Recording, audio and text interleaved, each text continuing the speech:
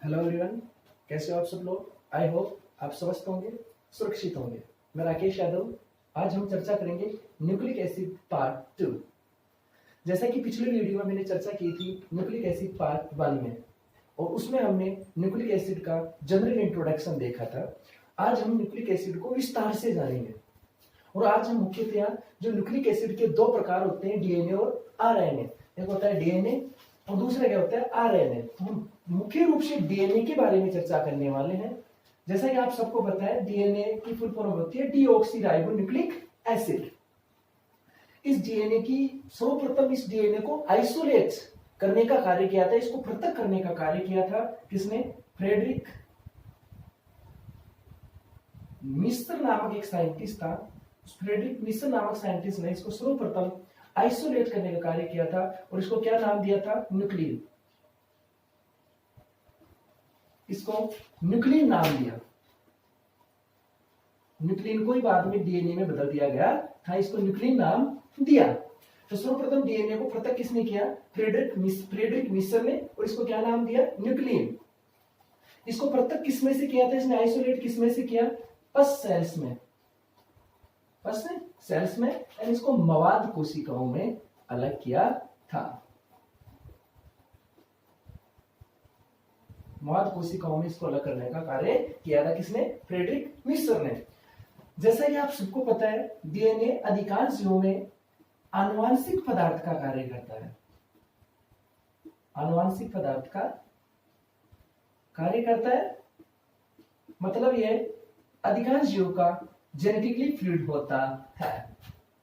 अब हम मुख्यतः चर्चा करेंगे डीएनए के केमिकल कंपोजिशन की, या डीएनए के संगठन की। यदि हम डीएनए के संगठन की बात करते हैं, तो डीएनए के संगठन में मुख्यतया 3 केमिकल कंपाउंड होते हैं। Number 1 sugar, number 2 phosphate group, और नंबर 3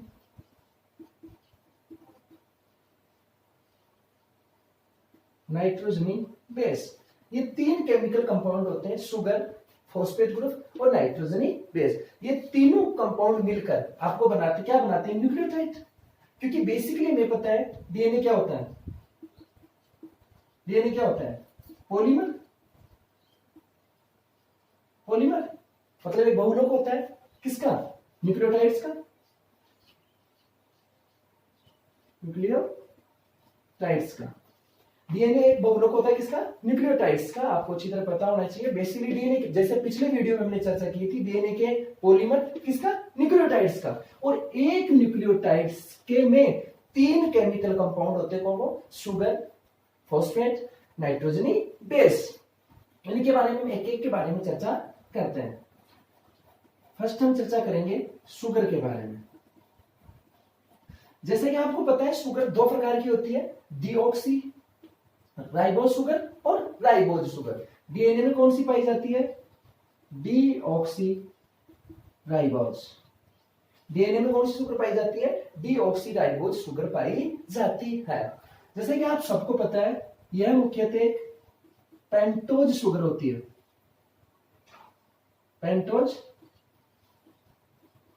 पेंटोज शुगर होती है, मतलब ये 5 कार्बन युक्त शुगर होती है। 5 कार्बन युक्त शर्करा होती है। इसके संरचना में 5 कार्बन मिलकर एक वलय बनाते हैं। यानी इसमें जो 5 कार्बन होते हैं वो एक वलय के रूप में व्यवस्थित होते हैं, रिंग के रूप में व्यवस्थित होते हैं। यानी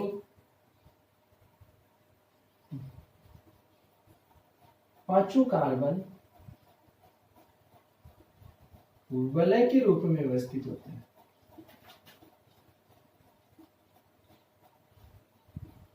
वलय के रूप में व्यवस्थित होते हैं। वलय का निर्माण मुख्यतः 4 कार्बन परमाणु और एक ऑक्सीजन परमाणु मिलकर करता है। वलय में मुख्यतः क्या होते हैं? 4 कार्बन एवं 1 ऑक्सीजन। और जो 5वां कार्बन होता है, यानी जो 5वां कार्बन है, वो वलय के बाद CH2 समूह से जुड़ा हुआ रहता है। जैसे इसकी स्ट्रक्चर की बात करते हैं जनरली, तो इसकी स्ट्रक्चर हम बनाते हैं।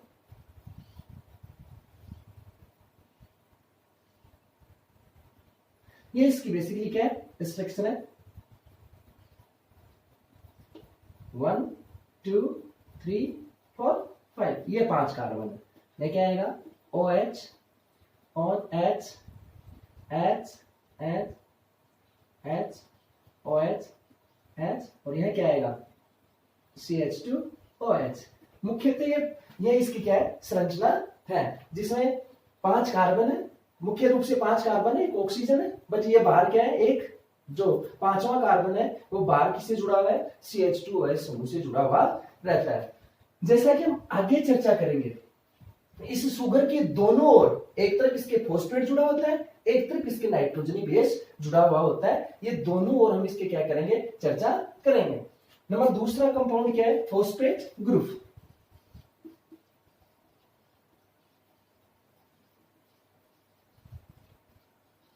नंबर 2 पे क्या है, फॉस्फेट ग्रुप। ये फॉस्फेट ग्रुप मुख्यतः फॉस्फोरिक अम्ल होता है, फॉस्फोरिक एसिड होता है। मतलब ये मुख्य रूप से क्या होगा, H3PO4, ये मुख्य रूप से होता है। और इसके स्ट्रक्चर की बात करें तो OH OH OH double bond O, ये फॉस्फोरिक अम्ल की संरचना होती है, जो हम आगे चर्चा करने वाले हैं कि ये फॉस्फेट ग्रुप इस श्रृंखला से फास्फोडाइएस्टर बंध द्वारा जुड़ा हुआ रहता है। कौन सा बॉन्ड, ये मुख्यतः क्या है, फॉस्फोरिक एसिड। अब हम इसके तीसरे कंपाउंड नाइट्रोजनी बेस के बारे में चर्चा करते हैं। नाइट्रोजनी जो क्षारक है उनके बारे में हम क्या करते हैं, चर्चा करते हैं।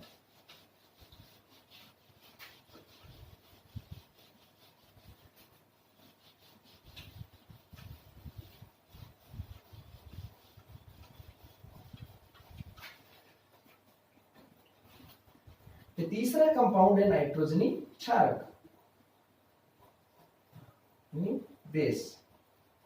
आपको मुख्यतः पता है कि नाइट्रोजनी क्षारक 2 प्रकार के होते हैं,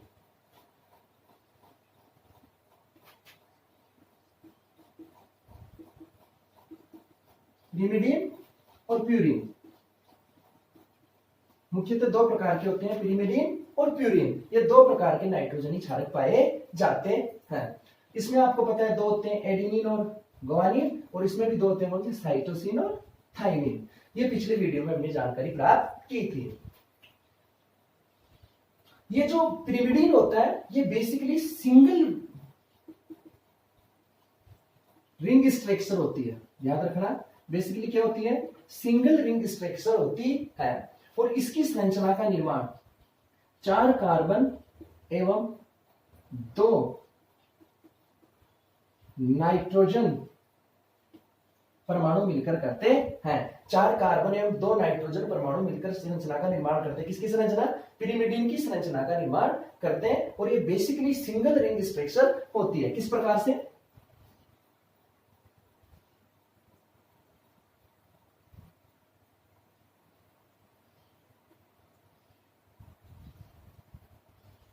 इस प्रकार से बेसिकली क्या होती है, सिंगल रिंग स्ट्रक्चर होती है। ये डबल बॉन्ड, इसमें 4 कार्बन होते हैं, 1 2 3 और 4। ये इसमें क्या होते हैं, मुख्यतः 4 कार्बन पाए जाते हैं। और इसमें 4 कार्बन के अलावा क्या पाए जाते हैं, 2 नाइट्रोजन। तो एक नाइट्रोजन पाया जाता है फर्स्ट पोजीशन पे, और एक नाइट्रोजन पाया जाता है थर्ड पोजीशन पर पाए जाते हैं। इसको नंबरिंग देते हैं 1 2 3 4 5 6।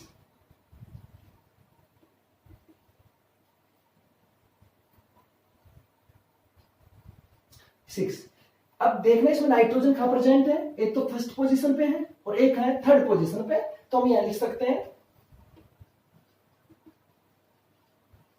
नाइट्रोजन प्रेजेंट एट, कहां है, फर्स्ट पोजीशन पे और थर्ड पोजीशन पे। एक तो कहां है, फर्स्ट पोजीशन पे, first position and third position पे। आप अच्छी तरह याद रखना, नाइट्रोजन कहां प्रेजेंट है, फर्स्ट पोजीशन पे है और थर्ड पोजीशन पे नाइट्रोजन प्रेजेंट है। बाकी 4 क्या है, कार्बन है। आप अच्छी तरह देखना, पिरिमिडीन एक सिंगल रिंग स्ट्रक्चर है, इसका इसकी रिंग का निर्माण 4 कार्बन एवं 2 नाइट्रोजन परमाणु मिलकर करते हैं। और नाइट्रोजन कहां प्रेजेंट है? एक तो फर्स्ट पोजीशन पे और एक थर्ड पोजीशन पे नाइट्रोजन प्रेजेंट होता है। अब हम चर्चा करते हैं बेसिकली प्यूरीन की। प्यूरीन एक डबल रिंग स्ट्रक्चर है। आप अच्छी तरह ध्यान रखना क्या है, डबल रिंग स्ट्रक्चर है। मतलब इसमें डबल रिंग पाई जाती है। एक तो सेम टू सेम क्या पाई जाएगी, पिरिमिडीन, यानी एक रिंग तो होती है इसमें क्या, सेम टू सेम पिरिमिडीन की तरह। हम इसका स्ट्रक्चर बना के चर्चा करते हैं। एक तो सेम टू सेम क्या होगी, पिरिमिडीन, कार्बन कार्बन, ये कार्बन और ये कार्बन। फर्स्ट पोजीशन पे और थर्ड पोजीशन पे क्या पाया जाएगा, नाइट्रोजन। ये मुख्यतः क्या है, अब ये तो ये क्या है, सेम टू सेम किसकी तरह है, पिरिमिडीन की तरह। और इसमें जो दूसरी रिंग पाई जाती है, ये इसमें क्या है, दूसरी रिंग पाई जाती है। अब इसमें नाइट्रोजन कहां पाया जाएगा, एक यहां पे, एक यहां पे, सॉरी यहां पे क्या पाया जाएगा, कार्बन और एक नाइट्रोजन। नंबरिंग देते हैं 1 2 3 4 5 6 7 8 और 9। ये क्या है, पिरिमिडीन। ये सॉरी ये किसकी संरचना है, प्यूरीन की संरचना है। इसमें एक तो ये सेम टू सेम किसकी तरह है, एक तो सेम टू सेम किसकी तरह है, पिरिमिडीन की तरह। तो इसको तो बोलते हैं पिरिमिडीन रिंग।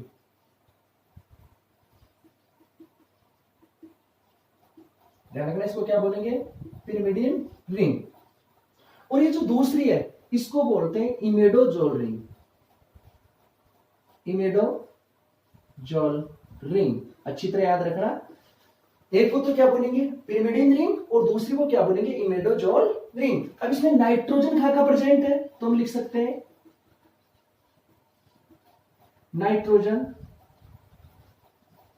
प्रेजेंट एट, यानी इसमें नाइट्रोजन बेसिकली कहां का प्रेजेंट है। तो इसमें मुख्य रूप से देखना नाइट्रोजन प्रेजेंट एट, नाइट्रोजन कहां का प्रेजेंट है, देखो एक तो फर्स्ट पोजीशन पर, एक थर्ड पोजीशन पे, एक सेवंथ पोजीशन पे और एक नाइन्थ पोजीशन पे। क्योंकि हम नाइट्रोजन ही छानक पढ़ रहे हैं तो नाइट्रोजन तो प्रेजेंट होगा कहां पे है, देखो फर्स्ट पोजीशन पर, थर्ड पोजीशन पर, सेवंथ पोजीशन पे और नाइन्थ पोजीशन पे कौन प्रेजेंट है, नाइट्रोजन प्रेजेंट होता है। बाकी आपसे हो सकता है इसकी जो है पूर्ण कर सकते हो, H H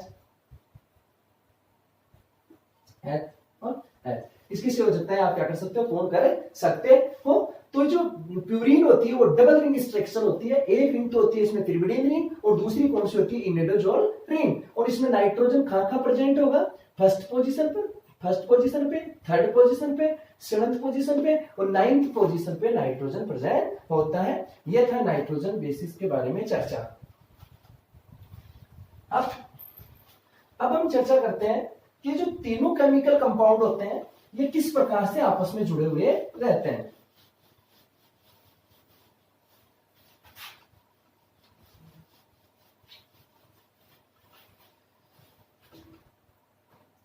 आपको जैसे जनरली बताता है 3 केमिकल कंपाउंड होते हैं। पहला कौन सा है,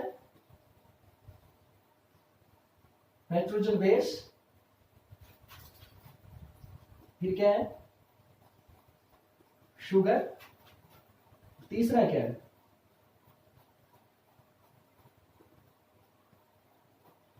फॉस्फेट ग्रुप। ये 3 केमिकल कंपाउंड हम पढ़े हैं जो मिलकर क्या बनाते हैं, न्यूक्लियोटाइड्स बनाते हैं, न्यूक्लियोटाइड्स बनाते हैं। देखो किस प्रकार से आपस में जुड़े हुए रहते हैं। हम पहले लेते हैं शुगर। बेसिकली ये जो टॉपिक है इसको आप समझने की कोशिश करना। ये हमने ली एक pentose sugar,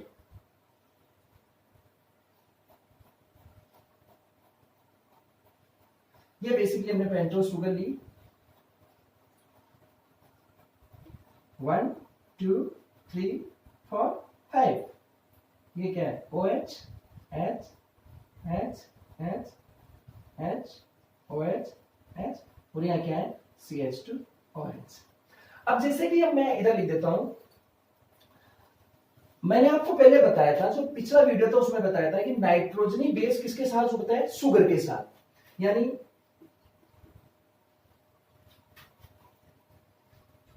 nitrogen base plus sugar, और दोनों जुड़कर क्या बनाते हैं, नाइट्रोजनी बेस प्लस शुगर जुड़कर क्या बनाएंगे, न्यूक्लियोसाइड।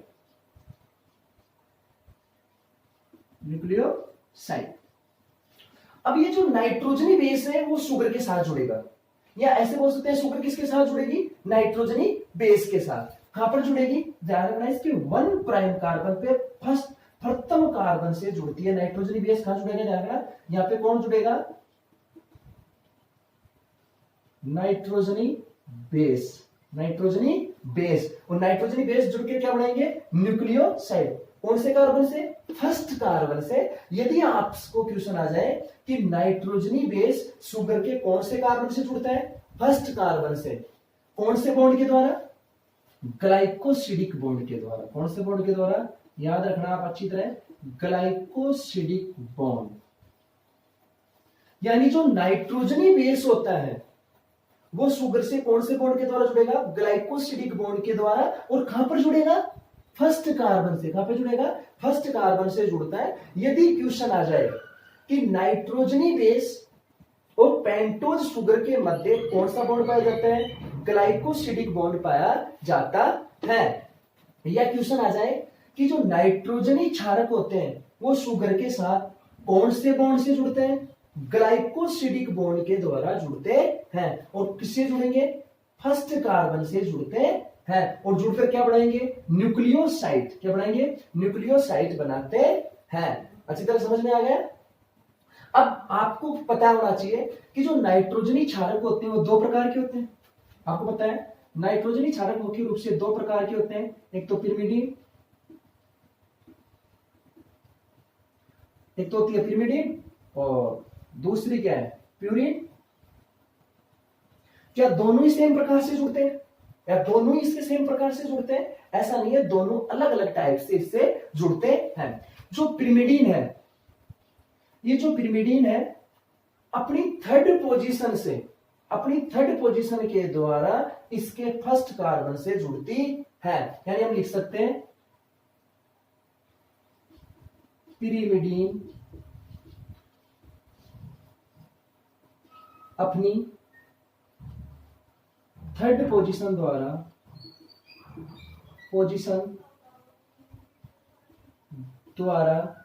पिरिमिडीन अपनी थर्ड पोजीशन द्वारा शुगर के प्रथम कार्बन से जुड़ती है। शुगर के प्रथम कार्बन से जुड़ती है। अच्छी तरह याद रखना, कौन से कार्बन से जुड़ेगी, शुगर के प्रथम कार्बन से जुड़ेगी। कौन सी पोजीशन द्वारा, अपनी थर्ड पोजीशन द्वारा। जैसे हमने अभी चर्चा की थी, हमने पिरिमिडीन बनाया, ये पिरिमिडीन है, इसमें 1 2 और ये थर्ड पोजीशन के द्वारा इसके प्रथम कार्बन से जुड़ती है। अच्छी तरह याद रखोगे, पिरिमिडीन अपनी थर्ड पोजीशन द्वारा शुगर के प्रथम कार्बन से जुड़ती है। शुगर के किससे जुड़ेगी, प्रथम कार्बन से जुड़ती है। अब बात करते हैं प्यूरिन की। अब बात करेंगे हम किसकी, प्यूरिन की। प्यूरिन अपनी 9th पोजीशन द्वारा, याद रखना किसके द्वारा, प्यूरिन अपनी 9th पोजीशन के द्वारा शुगर के प्रथम कार्बन से जुड़ती है। किसके द्वारा जुड़ेगी, 9th पोजीशन के द्वारा। जैसे हमने ये प्यूरिन, क्योंकि आपको पता है प्यूरिन डबल रिंग स्ट्रक्चर होती है, 1 2 3 4 5 6 7 8 और 9, इसके द्वारा ये जुड़ती है। तो जो प्यूरिन है वो 9th पोजीशन के द्वारा शुगर के फर्स्ट कार्बन से जुड़ेगी, और जो पिरिमिडीन है वो अपनी थर्ड पोजीशन के द्वारा शुगर के कार्बन से जुड़ती है। अच्छी तरह समझ में आ गया होगा। अब बात करते हैं किसकी, फॉस्फेट ग्रुप की। ये जो फॉस्फेट ग्रुप है वो शुगर के 5 प्राइम कार्बन से जुड़ता है। फॉस्फेट कहां जुड़ेगा, 5 प्राइम कार्बन से जुड़ता है। कौन से बॉन्ड के द्वारा, अच्छी तरह याद रखना, फास्फोडाइएस्टर बॉन्ड द्वारा। कौन से बॉन्ड द्वारा, फास्फोडाइएस्टर बॉन्ड द्वारा जो फॉस्फेट है वो शुगर के कौन से कब जुड़ेगा, 5 प्राइम कार्बन से या 5th कार्बन से जुड़ता है। कौन, फॉस्फेट। कौन से बॉन्ड के द्वारा, फास्फोडाइएस्टर बॉन्ड के द्वारा। यदि क्वेश्चन आ जाए कि फॉस्फेट और शुगर के मध्य कौन सा बॉन्ड पाया जाता है, फास्फोडाइएस्टर बॉन्ड और फॉस्फेट शुगर के कहा जुड़ता है, फिफ्थ कार्बन से जुड़ता है। अब थोड़ा सा यहाँ पे आप देखना विस्तार से, जो ये फॉस्फेट है वो दो शुगर्स के मध्य दो शुगर्स को आपस में जोड़ने का कार्य करता है। अब ये एक न्यूक्लियोटाइड हो गया, अब ध्यान रखना ये क्या हो गया, एक न्यूक्लियोटाइड हो गया। अच्छी तरह ध्यान रखना ये क्या है, एक न्यूक्लियोटाइड, क्योंकि एक न्यूक्लियोटाइड में 3 कंपाउंड होते हैं, फॉस्फेट, शुगर और नाइट्रोजनीज। अब आपको पता है कि जब डीएनए बढ़ता है तो अनेक न्यूक्लियोटाइड्स आपस में जुड़ते हैं। अब देखना, जैसे एक शुगर ये है और मैं दूसरी शुगर बनाता हूं,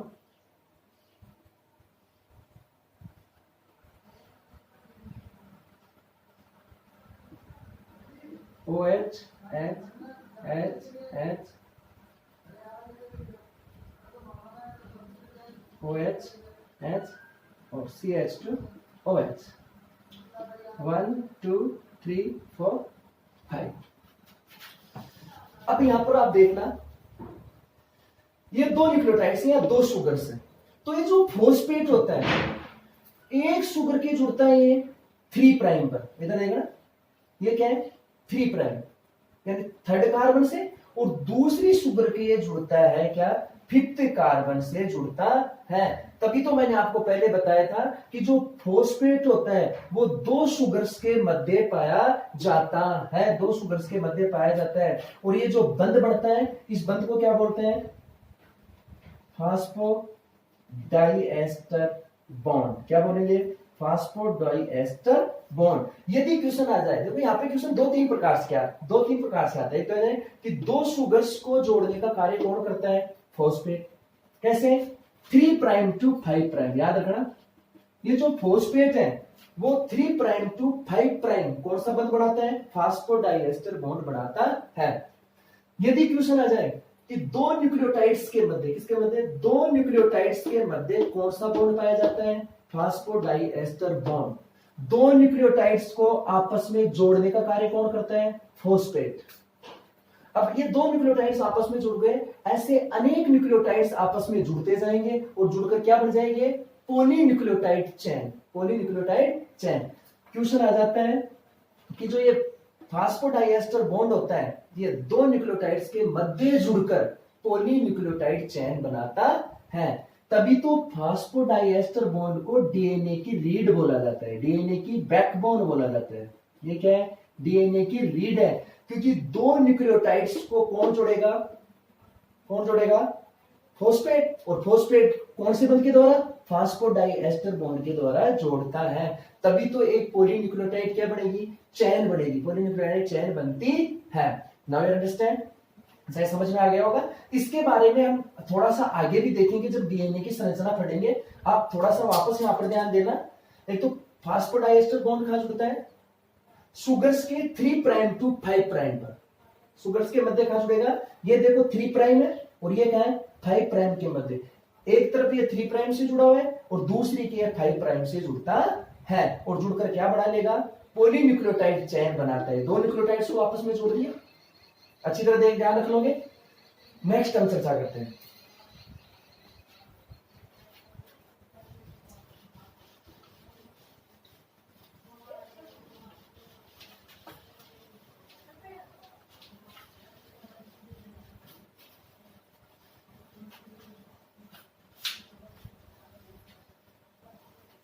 अब हम चर्चा करते हैं जो ये डीएनए के जो तीनों कंपाउंड होते हैं ये फंडामेंटल रूप से किस प्रकार से जुड़े हुए रहते हैं। जैसे इधर देखो, ये क्या है,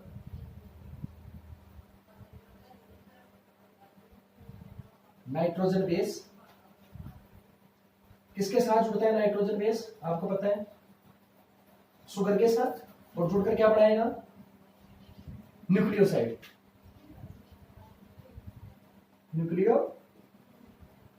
न्यूक्लियोसाइड आपको पता है, न्यूक्लियोसाइड किसके साथ जुड़ता है, फॉस्फेट के साथ, तो जुड़कर क्या बनाएगा, न्यूक्लियोटाइड।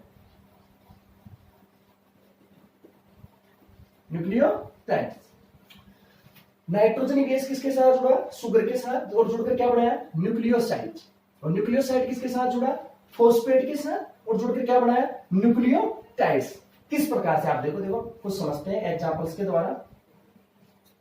जैसे पहली छान ली हमने क्या, adenine.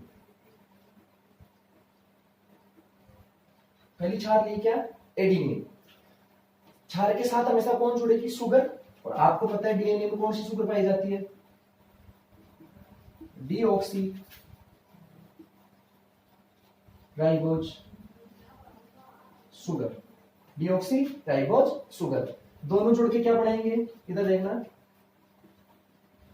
Deoxy adenosine, deoxy adenosine, जो एक क्या है, न्यूक्लियोसाइड, जो एक क्या है, न्यूक्लियोसाइड। आपको पता है न्यूक्लियोसाइड के साथ हमेशा कौन जुड़ेगा, फॉस्फेट। और दोनों जुड़कर क्या बना लेंगे, इधर देखना, deoxy adenosine mono phosphate, deoxy adenosine monophosphate, जो एक है न्यूक्लियोटाइड। दूसरा एग्जांपल लेते हैं, जैसे दूसरा अपने एग्जाम ली गुआनिन। गुआनिन के साथ, गुआनिन के एक नाइट्रोजन बेस, इसके साथ कौन जुड़ेगी, शुगर। शुगर कौन सी है, वही है सेम, डीऑक्सी, बनके क्या बनाएगी, deoxy guanosine, guanosine, deoxy guanosine. इसके साथ हमेशा कौन जुड़ेगा, फॉस्फेट, और जुड़कर क्या बनाएगा, डीऑक्सी गुआनोसिन मोनोफॉस्फेट। अच्छी तरह समझ में आ गया, डीऑक्सी गुआनोसिन मोनोफॉस्फेट, जो एक न्यूक्लियोटाइड से है। और ये जो डीऑक्सी गुआनोसिन है वो क्या है, एक न्यूक्लियोसाइड। तीसरी क्षार लेते हैं हम, कौन से, साइटोसिन।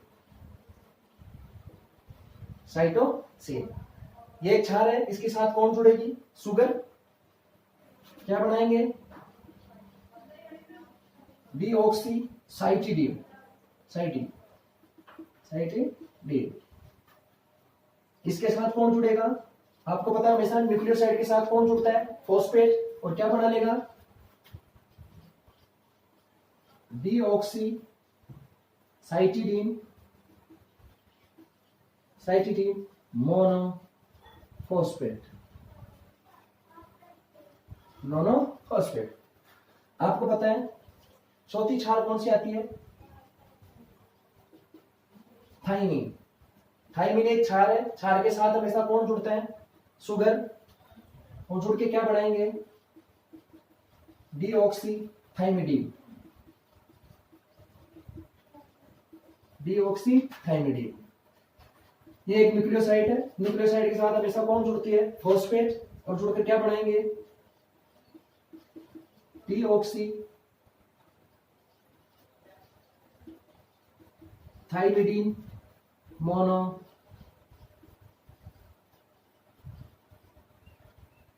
Deoxy thymidine monophosphate. ये एक प्रकार से क्या थे कि ये फंडामेंटल रूप से जो डीएनए के तीनों कंपाउंडों किस प्रकार से जुड़ते हैं। आपको पता है नाइट्रोजनी बेस शुगर के साथ जुड़ता है, मैं वापस रिवाइज कराता हूं एक बार। नाइट्रोजनी बेस शुगर के साथ जुड़ता है और जुड़कर क्या बनाते हैं, न्यूक्लियोसाइड। कौन से बॉन्ड के द्वारा, ग्लाइकोसिडिक बॉन्ड के द्वारा। न्यूक्लियोसाइड हमेशा फॉस्फेट से जुड़ता है, कौन से, और क्या बनाता है, न्यूक्लियोटाइड्स। कौन से बॉन्ड के द्वारा, फास्फोडाइएस्टर बॉन्ड के द्वारा। हमने एग्जाम्पल लिया, एडेनिन एक क्षार है, इसके साथ हमने शुगर जोड़ी। डीएनए में कौन सी शुगर पाई जाती है, डीऑक्सीराइबोज शुगर या डीऑक्सीराइबोज। क्या बनाएगा, डीऑक्सी एडिनोसिन, डीऑक्सी एडिनोसिन। इसके साथ कौन जुड़ेगा, फॉस्फेट और डीऑक्सी एडिनोसिन मोनोफॉस्फेट। इसी प्रकार से ये चारों आपस में बने जाएंगे। आज का टॉपिक यही खत्म होता है। हम अगले वीडियो में चर्चा करेंगे डीएनए की जो डबल हेलिक्स स्ट्रक्चर है उसके बारे में चर्चा करेंगे। वो काफी वीडियो है, आपको निरंतर अपडेट्स मिलते रहेंगे, रेगुलर क्लास अपलोड किए जाएंगे, इसलिए आप हमारे से जुड़े रहें और हमारे चैनल को ज्यादा से ज्यादा लाइक करें, शेयर करें, सब्सक्राइब करें। फिर मिलते हैं अगली वीडियो के साथ। Thank you, all the best. जय हिंद, जय भारत।